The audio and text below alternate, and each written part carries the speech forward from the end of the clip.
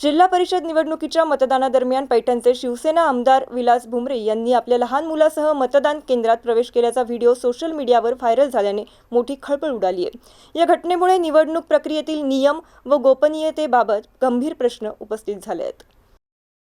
जिल्हा परिषद निवडणुकीच्या मतदानादरम्यान पैठणचे शिवसेना आमदार विलास भुमरे यांनी चक्क आपल्या लहान मुलासह मतदान केंद्रात प्रवेश करून नव्या वादाला जन्म दिलाय। विशेष म्हणजे भुमरे यांनी मुलाला केवळ मतदान यंत्राजवळच नेलं नाही तर तेथील कर्मचाऱ्यांकडून मुलाच्या बोटाला शाई देखील लावून घेतली। या धक्कादायक प्रकारची गंभीर दखल घेत जिल्हाधिकारी दिलीप स्वामी यांनी चौकशीचे आदेश दिले असून केंद्राध्यक्षांसह संबंधित कर्मचाऱ्यांवर कारवाई करण्याचे संकेत दिलेत। जिल्हाधिकारी दिलीप स्वामी म्हणाले की हा प्रकार अतिशय गंभीर आहे। मतदान केंद्रातील गोपनीयतेचा आणि नियमांचा भंग झालाय। या घटनेची पूर्ण चौकशी करून कारवाई केली जाईल। सिद्धार्थ मगर, MCN न्यूज, पाचोड।